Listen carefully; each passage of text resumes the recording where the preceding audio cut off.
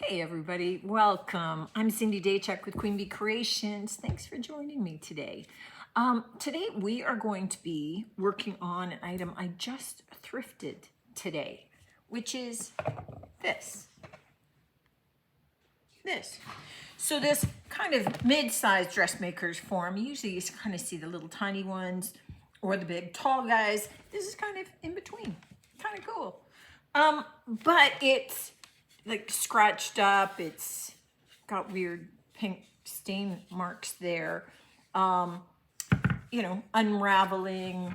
This is half sanded, half not. And so I thought this was maybe a good thing. And oh, I thrifted it for $9. That was after my discount of 30% today, Senior's Day. So what I thought that we could do is go easy on this in the sense that, this is nice and firm, and we'll just kind of gussy it up. It's a little scratched up looking, a little bit dirty. So I'm going to do a couple of things. I'm going to cut off these threads and get rid of those so that, they're out of the way. And I am debating whether I paint the whole thing, and I'm leaning in that direction. So just to kind of unify it. So I'm going to paint all the wood encasement by Fusion. I've got a big honkin' jar here. I'm going to paint it white. And I'm going to paint this fabric white. So we're going to do more to this, but I just want to clean up and unify the whole thing, and painting it a consistent look will do that. Now, I had debated sanding all the wood down, and I forgot to clean up the threads up here. I had debated sanding all the wood down and leaving it natural and doing all that. And then I decided I didn't want to do that.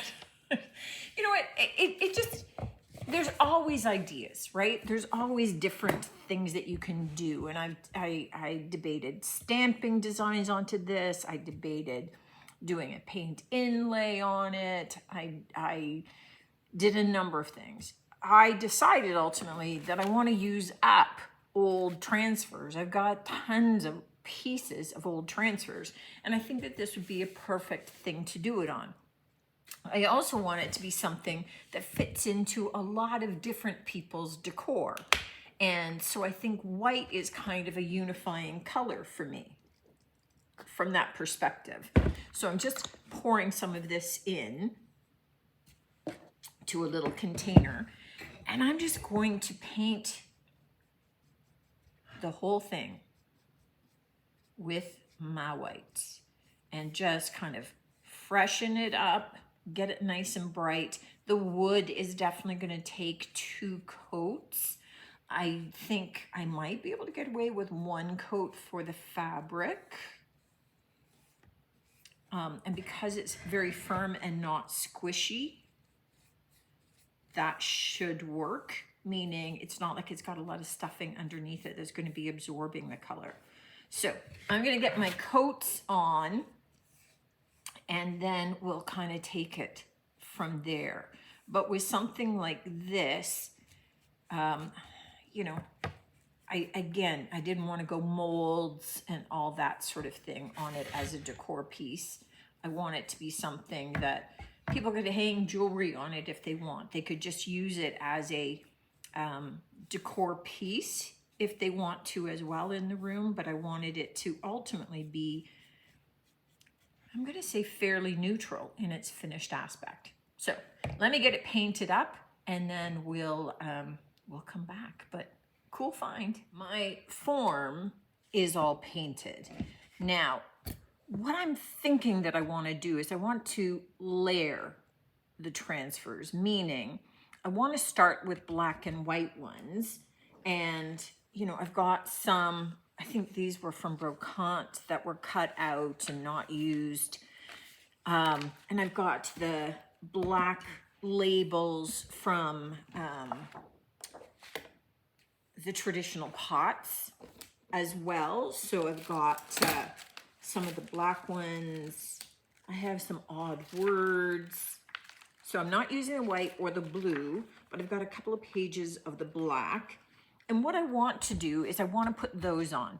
Now you could stamp onto this and use the stamps as the base, but I'm going to use the transfers only because this isn't a smooth surface that I'd be stamping onto. And I'm not convinced I'd get a nice kind of crisper image. So I think it would be better if I was doing it this way. So that's what I'm going to do. And what I'm doing, I have to decide which is the front, which is the back. This is the front. Okay, and it curves this way. And I'm just kind of looking to see which ones might go where.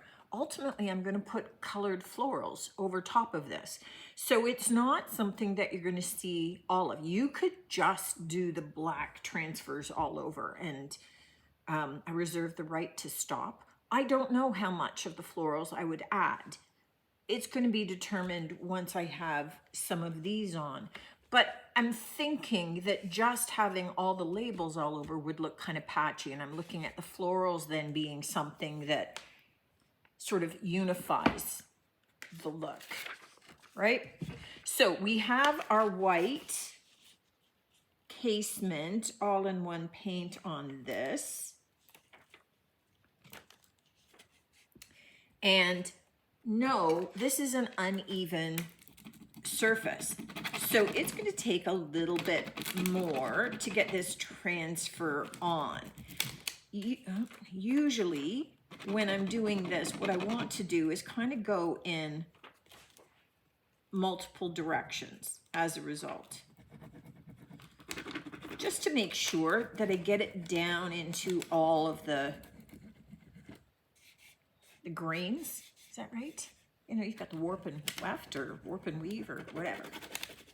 So I'm not a fabric person, but I want to get it to sink down in around all those fibers. So to do that, go in multiple directions. If it's a flat surface, you're just kind of going in one direction, no worries. But for something like this, you want to make sure that you get it down into and around all those fibers. And so you just kind of keep changing directions to make sure that it's happening. And you'll see me sometimes use the corner, and that's because this is a really fine kind of weave. So again, I want to make sure that I get it down in. And it does transfer in. So you can see that that pattern is already happening. I just want to be very careful in pulling up so that I can see here that elements of some of the letters weren't transferring over. So I want to, again, just go carefully, make sure that that's happening. So I'm going to get this one on and start cutting apart some of the others and working on a bit of a layout. I just knew this one was the widest one that I want to put it across the front. Might have to look to see if I've got something else that can do the shoulders, but I can just double up. It's okay. I have all of the black and white transfers on. This is the front. You can see that I made an effort to wrap some around so there was some continuity, right, between the front and the back, so it wasn't like a stop-start. And now what I need to do is I need to add some florals. And I had, just some little bits and pieces left over from the Wander transfer. And I think that these florals, oh, you're not the same guy, are kind of along the lines of what I wanted, that they are just tall and drapey and could go up. You're still going to see tons of the other pieces, and they're just going to be in amongst kind of those black and white elements. So what I need to do is just kind of take a look at them and see about where I could put them that makes sense. And, you know, this is the fun part. You can layer these transfers. You don't have to put them just side by side. We can put them over top of and going, you know, going over other patterns and things. I just don't want to cover up. I just don't want to cover up that dove's face. So I want those flowers coming just below him, her, whatever it happens to be, and coming all the way down to the bottom here. So that's going to be the first one that we put on. And then we have a taller blue one that we can put onto the back edge, perhaps. We'll see. But we go exactly the same way as we did with the black and white. We just layer it on and then really rub like crazy. This takes a lot more rubbing, and again, curved surfaces and all that kind of fun stuff that you have to work around. But it's all good. Okay, I'm liking where that is relative to the dove. So I'm going to start there and making sure that it works okay at the top, if it wants to come off. And there's the first one on. You can see it's still tons of white space, lots of the others showing. I mean, granted, I'm going to add some more florals in, but I'm still going to be focused on making sure that there's lots of open areas. All right here, you can see that I had been attempting to add a butterfly from the Malo transfer, and it is not going on. So what I am trying to do is give it a slicker surface. I am adding on my top coat, and this is the same top coat that I'm going to use to seal the piece. So I'm just putting this layer down now. I'm going to let it dry, and then I will try and reapply my transfer and just see if that top coat has given it a surface that it likes better. Okay, moment of truth. Now, I will say this. Sometimes you just hit a really stubborn one and it just doesn't want to come off at all. And if that's the case, then I will look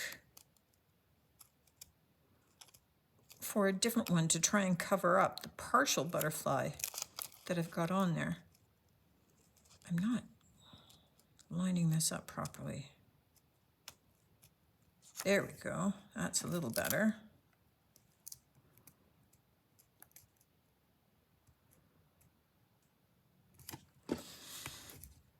And we'll see.